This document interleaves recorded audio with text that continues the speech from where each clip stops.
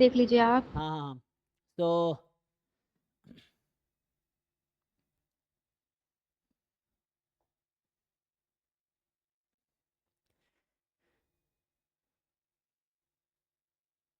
क्या पूछना है इसमें जी? सर ये जो डिस्क्रीट वाला प्रॉब्लम है तो इसमें जॉइंट एम और एक्स का निकालना है और मार्जिनल एम का निकालना है, वो नहीं समझ आ रहा। मुझे ये बताओ, एक्स का डिस्ट्रीब्यूशन क्या है यहाँ पे? सर ज्योमेट्रिक है, ज्योमेट्रिक पाई है और वो नंबर ऑफ फेलियर वाला पी कितना है? क्यू इंटू पाई है। पी इंटू क्यू की पावर एक्स ना। सो ये पाई है, क्यू वन माइनस पाई है। ठीक। पाई यहाँ पे क्या है? 0 से 1। ये गलती से देखो, अज्यूम नहीं करना वरना मिस्टेक हो जाएगा। अब मान लोगे अच्छा पाई मतलब 3.14, तो ये पी 3.14, तो इसमें लिख रखा है कि पाई 0 से, इसलिए कुछ ही अज्यूम नहीं करना है। तो बता रखा है कि पाई 0 से 1 में है। वाई भी ज्योमेट्रिक है। सर वैसे भी पाई तो 3.41 हो ही नहीं सकता, अरे भाई, लॉजिकली देख। हाँ नहीं हो सकता ना, वही कह रहा हूँ, कोई बच्चा गलती से अज्यूम कर लेगा।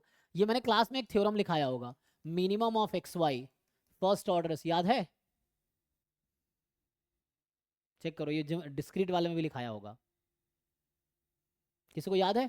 ये भी ज्योमेट्रिक होगा with what one parameter? Minus one minus product of one minus P I. हाँ, 1 minus product of 1 minus P I. तो यहाँ P1 P2 तो आपका सेम ही है क्योंकि आईआईडी है।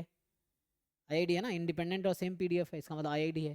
तो इसका मतलब ये हो गया ज्योमेट्रिक 1 माइनस पी का स्क्वायर, पी मतलब पाई, ठीक है ना। तो मतलब और लिखोगे तो ज्योमेट्रिक 1 माइनस पाई का स्क्वायर, ये आपका मिनिमम एक्स वाई का है। ठीक। अच्छा, एक तो ये तरीका है। दूसरा, अब मैक्स का तो चाहिए ना आपको, तो mean of X Y and max of X Y का क्या रिलेशन है? ये दोनों का सम किसके इक्वल होगा? X plus Y. Sir X plus Y. हाँ, तो इससे कुछ कर सकते हैं क्या? एक अप्रोच इससे सोच सकते हैं कि सम ऑफ ज्योमेट्री क्या होता है? नेगेटिव बाइनोमियल 2, P, है ना। और इसका मुझे पता है ना, इसका कुछ नाम दे दो। सो लेट से इसका नाम W रख दिया लेट से। तो यहाँ से जो मैक्स एक्स वाई है, तो यहाँ से अगर कुछ हो पाएगा तो एक अप्रोच ये है, जहाँ पे ये वाला आपका नेगेटिव बाइनोमियल है और ये डिफरेंस, तो मे बी ये कॉम्प्लिकेटेड हो जाएगा, नहीं देख लो। तो एक ये है, नहीं तो आप सपोर्ट के अकॉर्डिंग निकाल लो तब भी हो जाएगा कि मैक्स का सपोर्ट क्या है।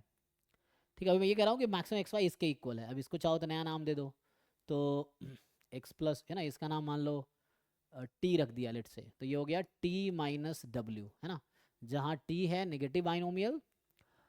सो डब्ल्यू जो मैंने नाम दिया है इसको दिया है, सो डब्ल्यू है ज्योमेट्रिक एंड टी है नेगेटिव बाइनोमियल। तो डिफरेंस का सपोर्ट निकाल लो, और एक एक पॉइंट में निकालना थोड़ा मुश्किल है।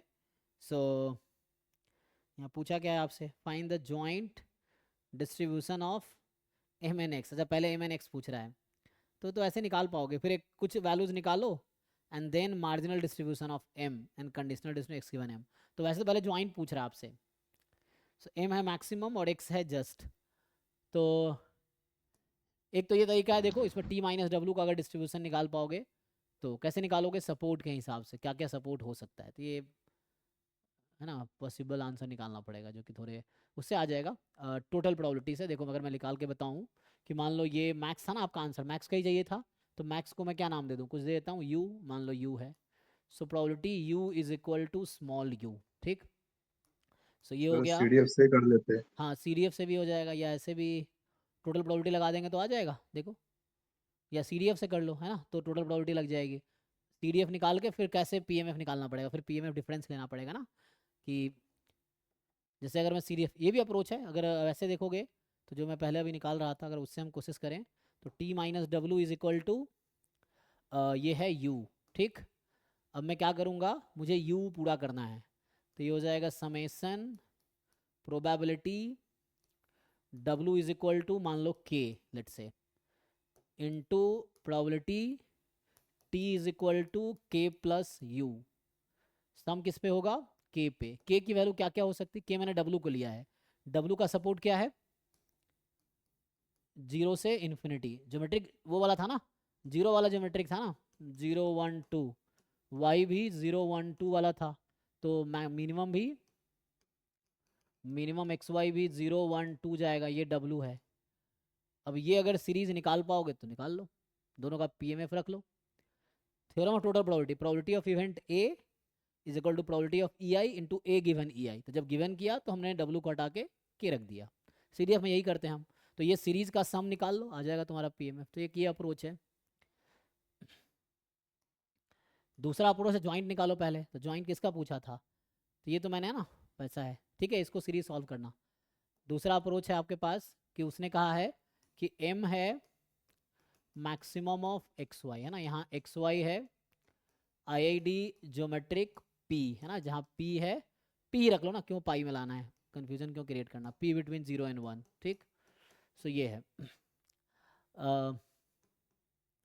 और x, तो आपको ज्वाइंट m और x का चाहिए, तो मैं लिखूँ m is equal to small m, x is equal to small x। So probability maximum of X Y is small m and x is equal to x। अब इसके बारे में सोचो कि क्या हो सकता है। तो जो x की वैल्यू है 0 1 2 डॉट डॉट डॉट, y की value 0 1 2 dot dot dot, m की वैल्यू 0 1 2 डॉट डॉट डॉट, इस तरह से है। अब इसमें देखो क्या क्या हो सकता है।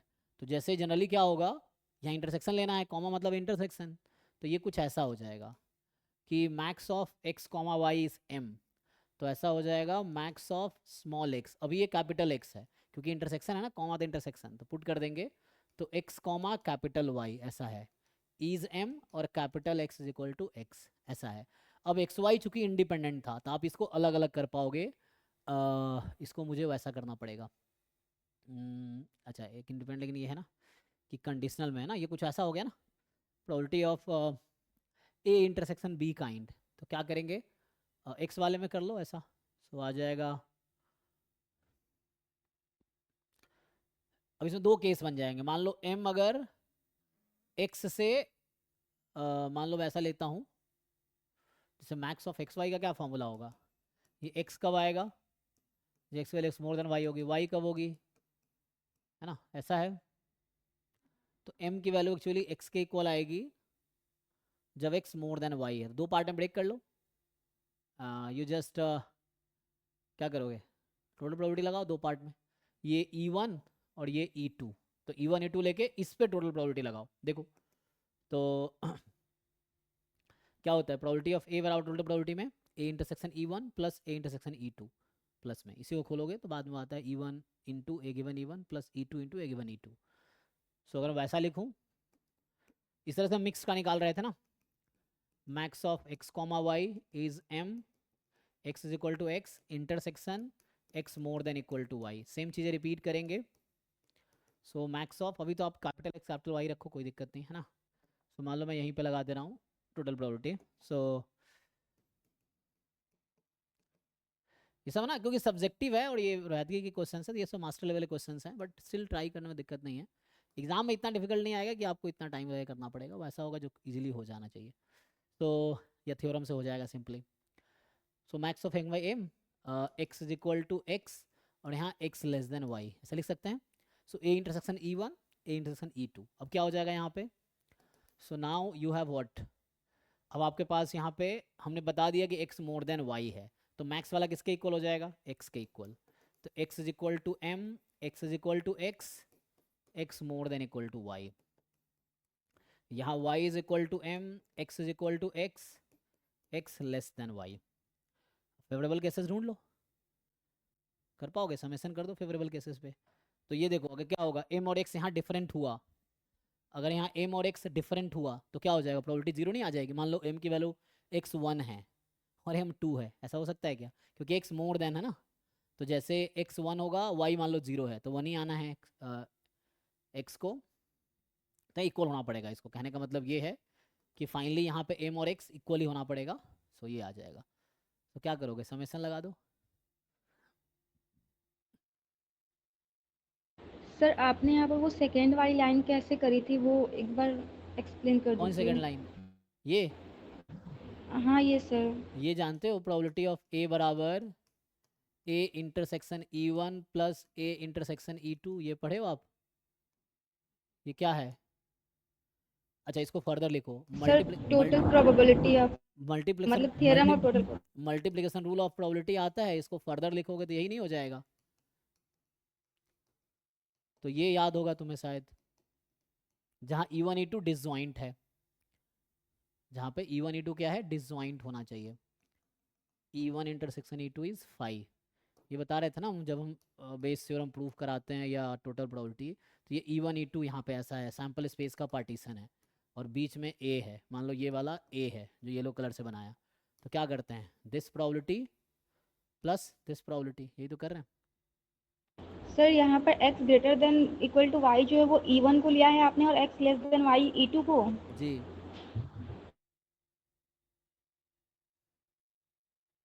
अब निकालो इसकी वैल्यू, निकालो क्या होगा, या तो करस्पॉन्डिंग वैल्यूज पेयर बना लो, ये भी ऑप्शंस हैं। अगर मैं इसको ज्वाइंट करके लिख दूं, मान लो double probability x is equal to X, Y is equal to मान लो y, तो इसमें क्या रिलेशन होगा, ठीक से देखो। तो मेरे लिए ये प्रोबेबिलिटी निकालना है आपको। तो x की वैल्यू y से ज़्यादा होनी चाहिए, अगर पहले x का लिखोगे तो y से इन्फिनिटी, तो यहाँ फिर से सीरीज का सम। सो x की वैल्यू लिखोगे तो y से infinity, x more than equal to y था ना ऐसा, एंड y की वैल्यू 0 से इन्फिनिटी, एक ये सीरीज हो गया। यहाँ लिखो अब, तो यहाँ पे दो पार्ट है, ठीक, वहाँ पे तो एक मिनट, यहाँ y इक्वल कर देते ना, x इक्वल टू वाई था ना, तो मैंने y इक्वल टू वाई, क्योंकि हमने y को इक्वलिटी लिया और ये रेस्ट्रिक्शन वहाँ हमने लिया है, क्योंकि x मोर देन y था तो x की वैल्यू y से ज़्यादा होगी, और x y इंडिपेंडेंट है तो इसको अलग अलग कर सकते हो। इंडिपेंडेंट क्वेश्चन में दे रखा ना x y i d है, तो दोनों रखो, series of sum of series निकालो, एंड यहाँ पे क्या लिखोगे देखो अब, यहाँ x लेस देन y है, तो यहाँ कुछ ऐसा चलेगा। तो m की जगह अभी वहाँ जाओ, m से स्टार्ट कर रहे थे ना हम, तो m was value of this, हाँ तो कोई दिक्कत नहीं है ना, m तो यहाँ x के इक्वल हो गया था तो कोई दिक्कत नहीं वहाँ पे। यहाँ पे m y की वैल्यू और x की वैल्यू है, तो कोई बात नहीं, y is equal to m या x is equal to x, y is equal to m। अब m की वैल्यू क्या होगी, या वही y कर सकते हो, कोई दिक्कत नहीं, आंसर m और y में चाहिए ना, हाँ ठीक है m रहने दो। तो यहाँ पे हम क्या करेंगे, x लेस देन y है, तो अगर x का वेरिएबल लिखोगे तो x बराबर, क्योंकि y की वैल्यू यहाँ m लिया है मैंने, तो 0 टू m जाना पड़ेगा, क्योंकि y को हमने m रखा हुआ है ना इसीलिए, और y की x की वैल्यू y से कम होगी तो m नहीं, m माइनस 1 लेना पड़ेगा ना, इक्वलिटी नहीं है, तो इक्वलिटी नहीं है और ये डिस्क्रीट है, तो you can not include x is equal to Y, ठीक है ना। तो x को आप m के इक्वल नहीं ले सकते ना, क्योंकि x लेस देन y है, ऐसा होगा। और अब क्या है, y की वैल्यू देख लो, y 0 से इन्फिनिटी या m 0 से इन्फिनिटी, तो m 0 रख सकते हैं क्या, अगर m 0 रखेंगे तो m 0 रखेंगे हम, मतलब y को 0 रखेंगे तो x लेस देन कोई पॉसिबिलिटी नहीं है, तो क्यों, y को 1 से स्टार्ट करो, अगर y 1 रखेंगे तो x 0 हो सकता है, ठीक है, तो 1 से स्टार्ट करो, 0 का मतलब नहीं है, y मतलब m, तो यहाँ y मतलब m कर लो, इसको सीरीज का सम निकाल लो, इंडिपेंडेंट है ना तो अलग अलग कर दो, x equal to X, Y equal to Y, and then PMF आपको पता है दोनों का, पुट करके सीरीज का सम निकाल लो, देख लो, इसको अलग अलग कर लो, a intersection b, pa into pb when they are independent, यहाँ इंटरसेक्शन कर लो when they are independent, and sum निकालो, नहीं हो रहा फिर पूछो। सर मैंने आपको सेंड किया। हाँ तो